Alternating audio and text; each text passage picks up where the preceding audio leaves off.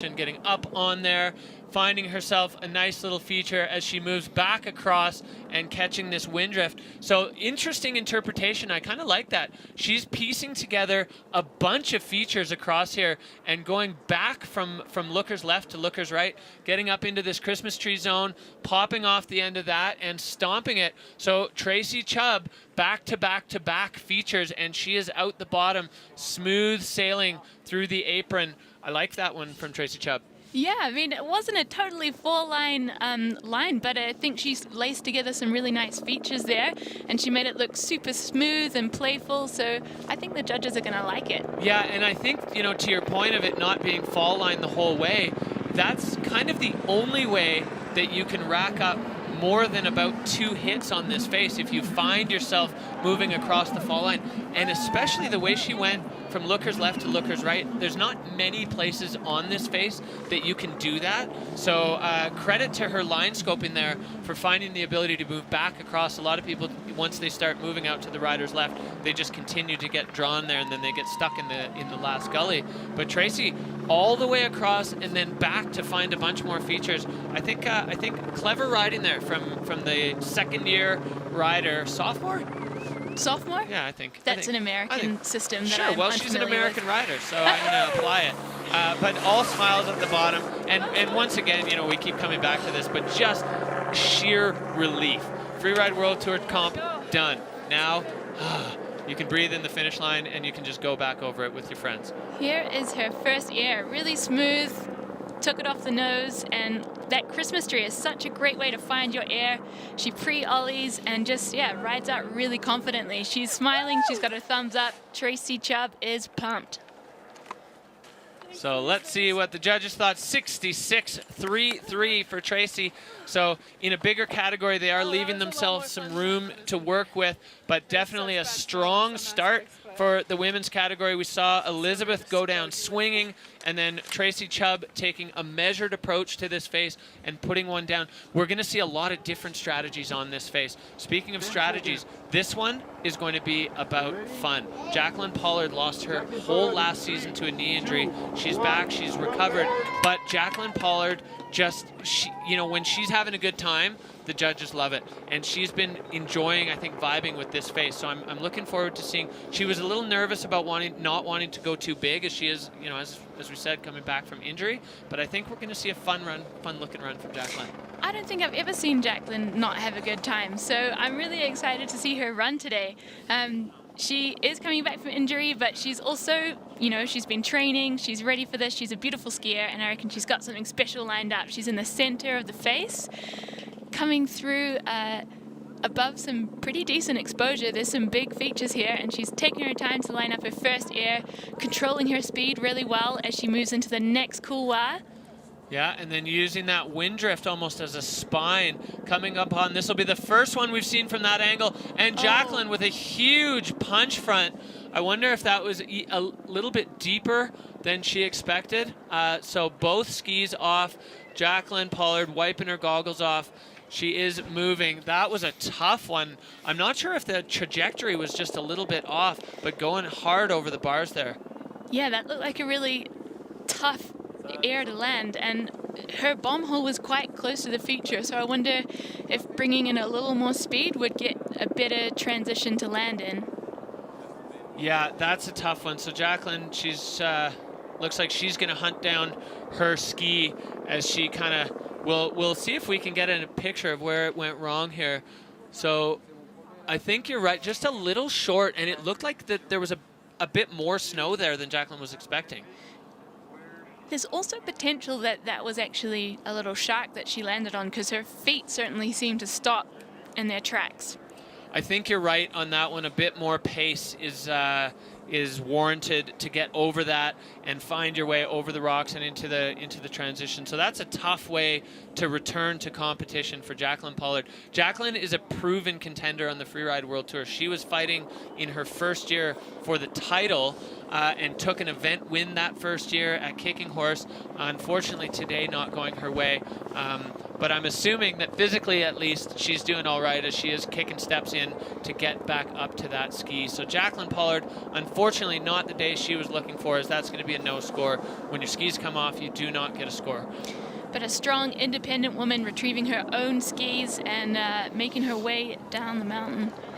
I'm looking forward to seeing what she brings to the next event, because she, as you say, she's been part of this wave of women skiers that have really progressed the sport in the last couple of years. Pretty much since that kicking horse win, the whole field has just been like raising the level up and up. We've been seeing freestyle tricks come through. We've been seeing a really big increase in pace, and it's just been an exciting time to see what women are bringing to the sport. Yeah, and Jacqueline has proven resiliency. On her first year on tour, the first two stops, or at least the first stop, sorry, in Hakkaba did not go her way, and she felt like she just didn't put her best foot forward in that event. And what I really appreciated about that is she came back with a win. You know, she was like, okay, well, that wasn't me. That's not the Jacqueline that I want to the Freeride World Tour family to see. And so she kind of went back to the drawing board and came back to it. And you're right, that sort of kicked things off. And then everybody, I mean, that resiliency is so critical in athletics, you know, in any sport. So considering that, are you then going to be betting on Jacqueline in the fun bet for Ordino Arcolis? You'd be crazy to bet against her. You'd be crazy to bet against her. She's going to be so hungry. She has said that she's, you know, she was wanting to ease her way back into the season and not go huge, because she is recovering from that knee injury, and that can't be understated. I mean, you've got Jacqueline, you've got Isaac, you've got Leo, all coming back from significant knee injuries. Claire as well. So that's a scary thing. I mean, to stand at the top of a Freeride World Tour face and be like, I've done the work, I put in the hard yards. Am I ready? There's only one way to really know, and that's to put yourself into that situation, and Jacqueline did it. It didn't work out, but I don't think we can blame a sore knee on that one, although she may have a sore knee after that one. I certainly hope not, but if that is the line that you plan out coming back from injury, I think that's amazing. That was a serious air, and it just speaks to the level of women skiing right now. Yeah. It's hot. It is hot. So Jacqueline just collecting her life down there, putting things back together as she's going to head off the venue. That's going to be a no score for her, unfortunately, for Jacqueline Pollard. But I have faith that we're going to see her back as good as ever in the very near future. And, well, there's plenty more women at the top that want to have their say in this event and where the podium is going to sit. Absolutely. And the crowd are cheering her on, cheering her up, as she comes through to the finish line here.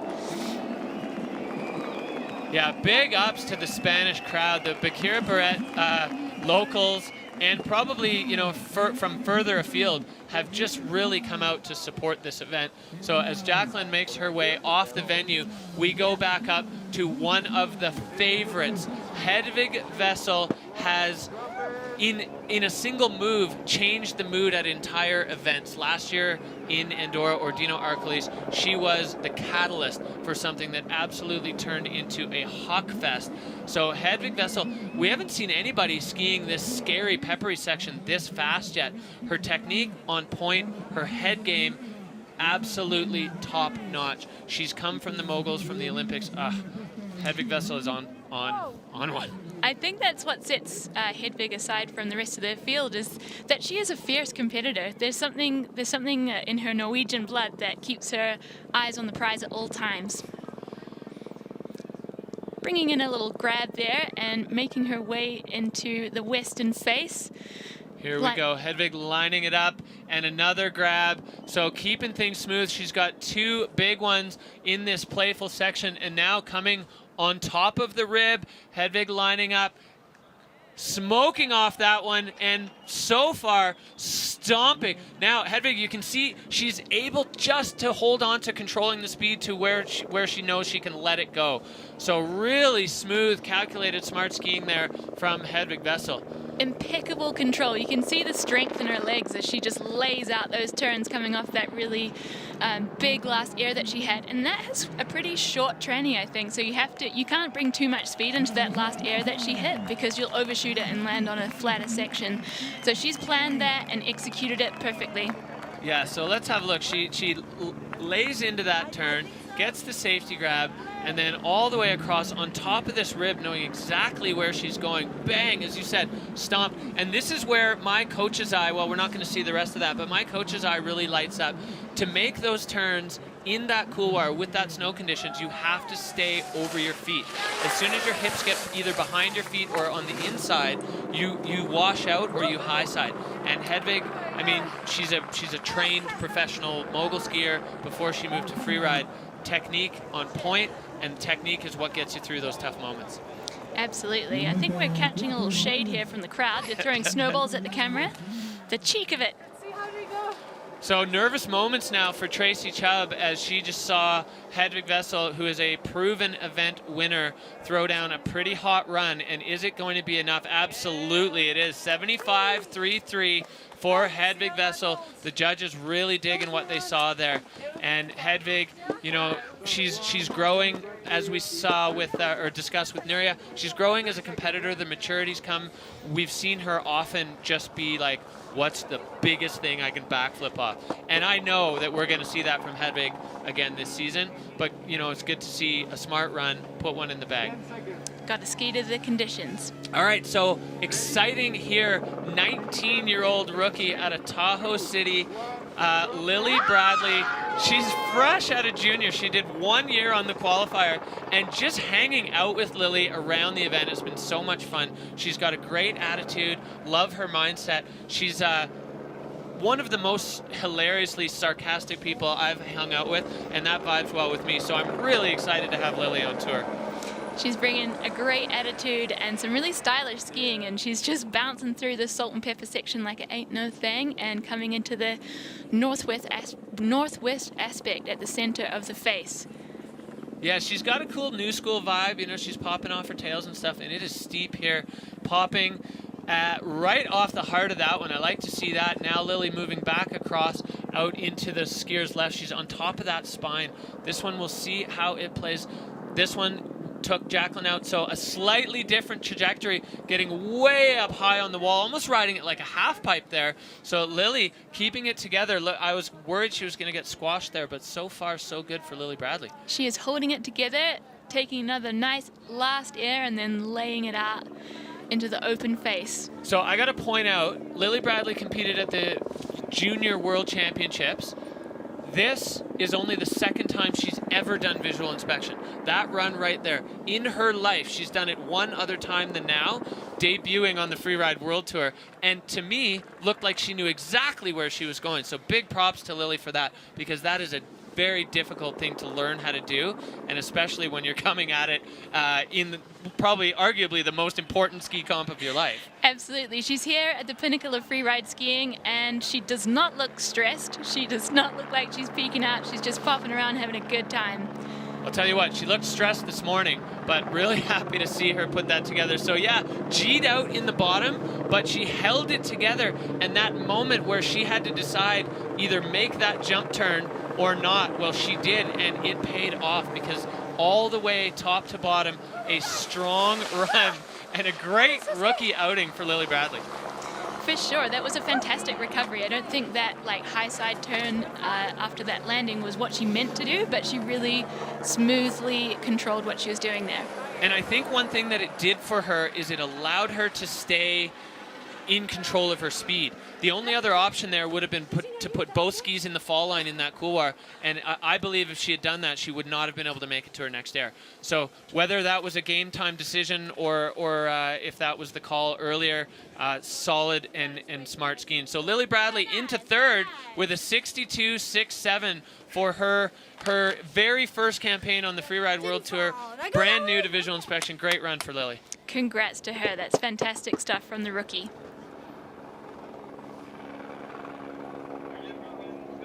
All right, we go back up to the top Dynastar rider Juliet Willman, 25 years old, third season on the tour. She stood on the podium for the first time last year in Arcolis, Ordino Arcolis, and like a wolf that gets a taste of blood for the first time, now she only wants to be on the podium. I love the way Juliet skis. You can really see her strong alpine racing background, and what I like about Juliet is I've seen her ski for years. I was competing with her on the qualifiers, but it's not been until last season that I really saw her put down runs that she's truly capable of. So I think, as you said, that experience is building within her skiing, and she's bringing a lot of heat to the Freeride World Tour.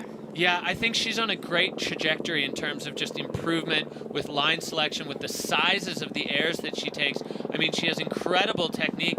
Great way to kick things off up high on the face with a big air, and now just holding on to the speed. She was worried about the speed, but for a rider like this, speed is her friend. I mean, she grew up with the ski racing. She can ski fast, and she's showing exactly why. So another strong air there from Juliet. Just like that, bing, bang, boom, in and out. Honestly, incredible control there from Juliet. You saw her land that first big air in the steep Nar, and she just laid down some ski racer turns and controlled it like it ain't no thing. Yeah, and that kind of stuff goes a long way with the judges because you're putting it at risk high up on the face. So they know that you're basically hinging your whole run on backing yourself on that feature, and when it goes like that, they love it. For sure. Judges will certainly punish you if you were making errors in no fall zones. But Juliet, sniper precision there through that couloir, puts down some big ski racer turns, and yeah, just picks off a bunch of beautiful airs. Yeah, and then smooth and fast out the bottom. You know, the relief it must feel to hit that final feature and then just have that big open apron underneath you where you know you can finally let go, because on this face you can't really let go of the brake so much unless you're willing to skip everything because it's steep and the snow is running fast. For sure. So we're seeing really positive feedback on her line choice, her control. Air and style is not lit up. They were smaller features, but she executed them brilliantly, and she is sliding into second place with 70.67 points. Second place, so solid campaign, solid outing there for Juliet as she comes in for the hug with Hedwig. You know, it's so cool. I think these riders, they are competitors with each other for the time that they're on the face, but the rest of the time they're much more like partners in this whole Freeride World Tour endeavor, and the mutual respect and kind of love across the board is just, it's one of the best parts of this.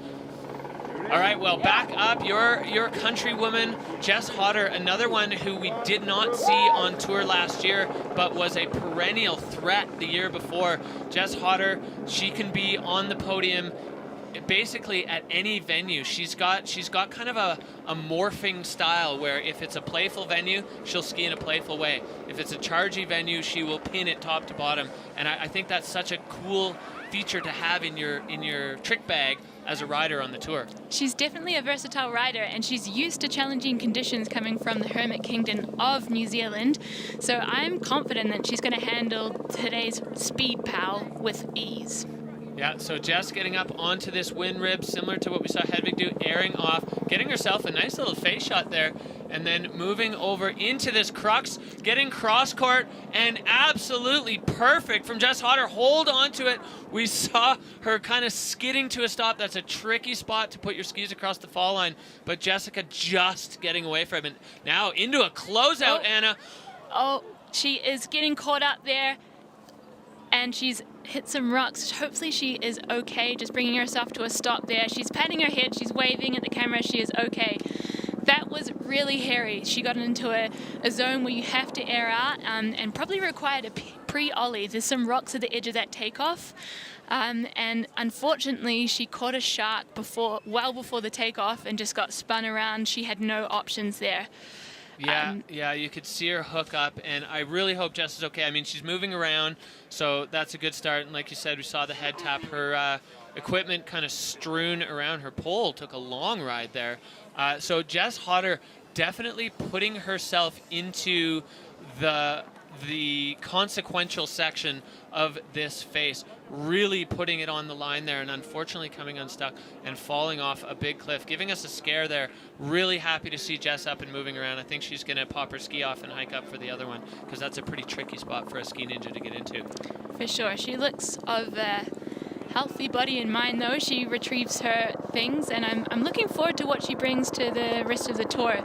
So she's been at home in New Zealand for the last 2 seasons. I've seen her absolutely sending it at her home resort of Treble Cone, and yeah, pulling a bunch of backflips. We've got the Summit Rocks there, which is a really classic feature at the top of the mountain, and every opportunity she gets, she's hucking big backflips off the top there. She's got some flat threes on lock and is bringing some finesse to her 360s as well. So I'm excited to see how she brings those into play throughout the season. Yeah, for sure. I mean, that was not 100% of what Jess Hotter has in the bag, but it was a glimpse into how aggressive she's willing to get on these faces. And that's what we love about watching Jess ski, is you're going to get a show. Super happy to see her skiing out of this one. Jess Hotter, back to the drawing board, I think, for the next one. And I'm, as you said, I'm really excited to see, she's so versatile. She can do the tricks. The Spanish crowd absolutely loving her as she roasts past that big crowd, skiing out to the bottom, and she's going to go commiserate with the homies in the finish area. So Jess Hotter definitely putting it all on the line here on the face. Definitely. We're 2/3 of the way through the women's field, and we've got 2 no scores. It's tough conditions out there. Yes, so Polish rider. She took her first win last year as a rookie, Zuzana Vitic. Zuzana absolutely blew it up at the start of the season, or sorry, for her rookie season, the start of her career. And she's going to be looking to back that up. You come back on after kind of a standout rookie season. What do you think? The pressure's more? I mean, I would say she's laid out a fantastic path for herself. She's blown everyone away with her absolutely amazing skiing under pressure as a rookie, and I look forward to seeing what she's got. Yeah, Zuza always skis with confidence. She knows where she's going, and she's got a great style. She's very smooth. So really interesting to see if she's going to head her way. Yeah, she's going all the way out to the skier's right. This matches her style to a T. She's got that playful, bouncy, poppy style that kind of, I think, is going to suit this side of the face really well. She will hit that windlet with some serious pace, but also skied past the cheese grater where other girls have made great work of it. Yeah, so now putting herself up onto this shelf, really not too many ways out here other than airing, and she's got the benefit of track to follow there from Hedwig and... Yeah, that was beautifully executed, probably following Hedwig's track in there, and perfectly finds the tranny and just rips through that couloir with some beautiful turns, and is coming out onto the flats. Probably pretty stoked. I think that was a sick run from Zuzana. Yeah, and fast. She was in and out, and I think that's the hallmark of the strong runs today, is get in and get out, get it done in the NAR, but be out of it quickly, because the more time you spend in there, the more time that you're at risk. So great to see another strong run in this women's field. It is so stacked. The fun bet, well, it leaned toward Hedwig, and so far that's stacking up pretty well. The Spanish crowd just loving it, and the Polish rider there, Zuzana Vitic, safe in the finish.